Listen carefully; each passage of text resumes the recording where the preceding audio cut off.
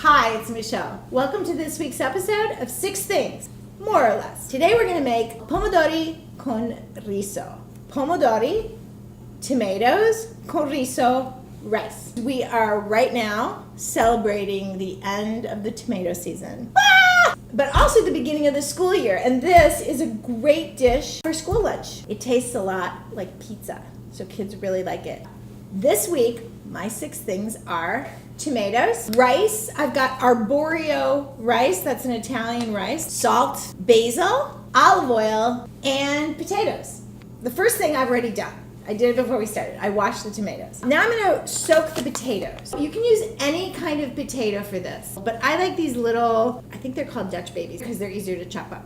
But I wanna wash these really well because I can't peel them because they're little. Whoops, got a runner. I'm gonna show you a really cool little trick for soaking vegetables or fruit. Anything you're going to eat with the skins on.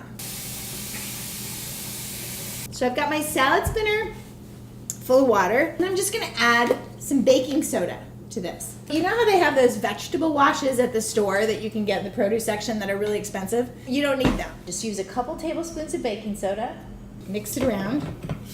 Oh, you can actually spin it. Baking soda helps get off all the pesticides, get off random dirt. Works great. Pomodori con riso. Tomatoes stuffed with rice. The first thing we're gonna do is cut the tops off of these tomatoes. I'm going to slice a cap, a 1/2 inch down, just like that. And then just pop the top like that. It helps if you use a serrated knife. Easier than that would be just turn it on its side and do it like that. The idea behind tomatoes stuffed with rice is that you use the inside of the tomatoes and the rice together to create a risotto. You need a bowl to put the pulp in, you need a knife, and then you need a spoon. What you're seeing here, this yellow thing, is actually the continuation of the stem. And it's hard, so I'm just gonna cut that part out. So I'm gonna cut around and just pop that out. So very gently, you're gonna go around the inside of the tomato, and then you're gonna cut through the flesh of the tomato like that, just to make it easier to scoop out.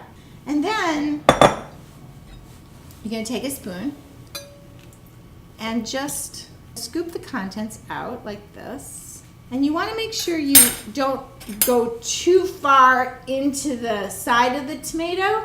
You wanna leave about 1/4 inch of the flesh around the side because you need a sturdy side.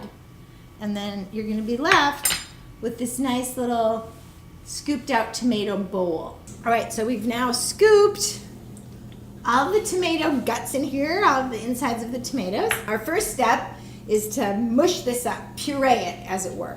So there's a bunch of different ways you could do this. You could stick this into a blender, put it in a food processor, use an immersion blender, but I'm gonna do it the way my grandma would do it, which is just stick my hands in there. Clean hands, right? Clean hands always when cooking. Now the reason that I like this method is because it does leave a few tomato chunks in there, right? And even if you put it in a blender, I would keep a little bit of it out so that there's a little bit of texture to it. You're not just putting in liquid, but just get in there and squish it through your fingers. It's kind of fun. Now there's a possibility if you're doing this off season or if you've got a couple duds for tomatoes that you're not gonna have all this nice juice. And then you can always add a 1/4 cup of water. See how nice and red this is? If you're doing it off season and this looks a little pale, you can add tomato paste to it to thicken it up and give it a little more flavor. But right now, at this point in the season, you don't need to flavor tomatoes at all because they're delicious. So, super simple. We're gonna add a little bit of salt in here. 1.5 tablespoons to 2 tablespoons of Arborio rice per tomato. So, okay, wait, I have to do math. 1.5 tablespoons times 10 is 15 tablespoons. Okay, so 1, 2, 14, 15. Now, I've counted it, I've measured it, but I still want to be able to eyeball it, okay? So right now I can tell this is not enough rice because this is way too soupy. We're gonna do 2 tablespoons per, and you know they're pretty big. These are beefsteak tomatoes that I got. You wanna have enough rice to absorb a lot of this juice. And now I'm just gonna add a little bit of basil. I would say that's About a tablespoon of chopped basil. We're just gonna add that in there. If you look at the bottom of this bowl, that's where all the rice is decided to go to. In about a half hour, 45 minutes, we're ready to stuff the tomatoes. It's gonna look a little bit different than it does now. So I want you to have a look at it the way it is now. It's a lot of liquid on top and a lot of rice on the bottom. So our potatoes have been sitting inside this baking soda water for the last 10, 15 minutes. So they're really clean, and that's the great thing. Like, if you look at these, they don't have dirt on them anymore. Yeah, they have a few little eyes and stuff, but rinse these off, because you do want to rinse the baking soda off. I have these nice little potatoes. I'm just gonna cut them in quarters, and halves for the really tiny ones. 1-inch dice. You may say, rice and potatoes sounds like a lot of carbs. We're not putting that much rice into each tomato.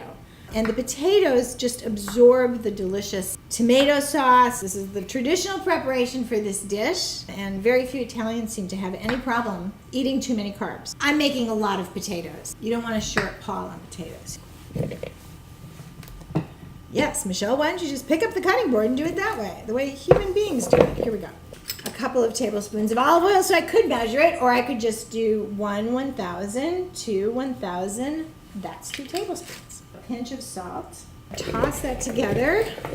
Rinse my hands. I think I want my big roasting pan for this.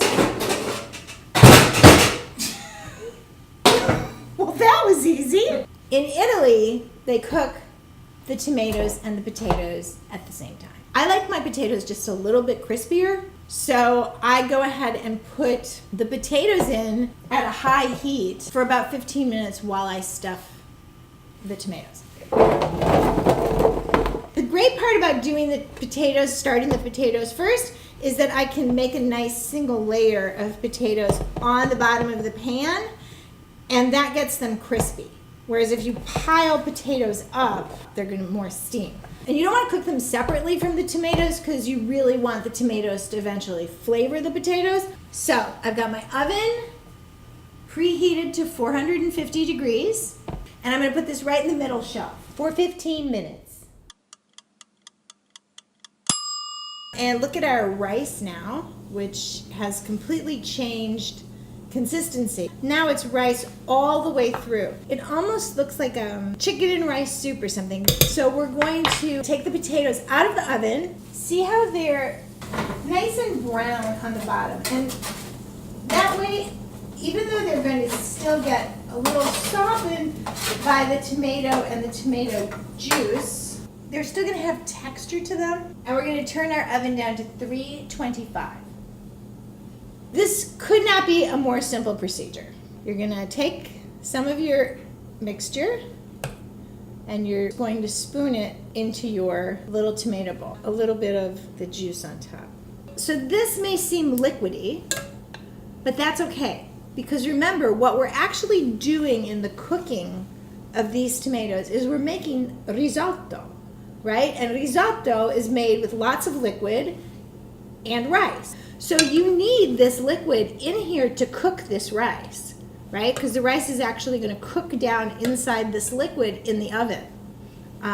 So don't be afraid, like, oh no, it's too watery. Don't be afraid of that.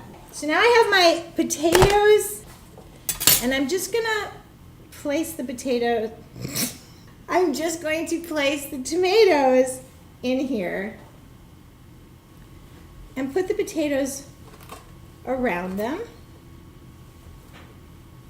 And if you've got too many tomatoes, oh my gosh, too many potatoes, just move them around. You can pile them up now. They're crisped, so you can pile them up. Can't be afraid of getting your hands in there when you're cooking. It's the best way to do things. If I was doing this with spoons and forks, it'd be spilling all over the place. So I'm just going to go around wherever I see it's not quite up to the top. I'm just going to put a little more liquid. But we don't want to waste anything. Never waste food. Okay, now comes the cute part. Just put these back on. All right, so this is what this dish looks like before it goes into the oven. We're gonna leave it in there for, I believe, about 1 hour and 15 minutes, but I'm gonna check on it in 45 minutes and see how it's doing. So I'm just gonna open up one of these little hats, and I can tell you right now it's not ready. You can tell. This is still very tomatoey. And I'm just gonna take out a piece of rice. No, it's still crunchy. So just put the hat back on. I'm gonna add a little dribble of olive oil to the top of the tomatoes. I'm just gonna put a little cap, and then I'm literally drizzling as slow as you can go on each one. I think I'm gonna put it back in there for another half hour. You can tell these are done now because of the way the tomatoes look. They're a little bit wrinkly on top. In a few places, they've actually cracked the sides because the risotto è fatto. You see how there's no more liquid? It's all literally just a risotto dish inside of this little tomato. Let's plate. Take this guy right there. And a little bit of potatoes on the side. I'm going to do a little side salad. Olive oil, balsamic vinegar. You can eat the cap, it's edible, or you can pop it off. Well, not like that. You can scoop out the rice. I just like to cut it. See how cooked that rice is now? Look at that.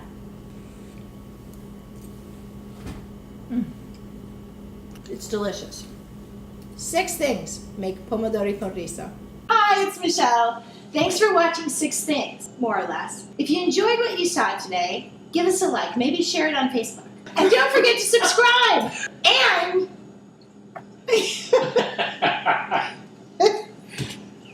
We've lost it. You had one sip of wine.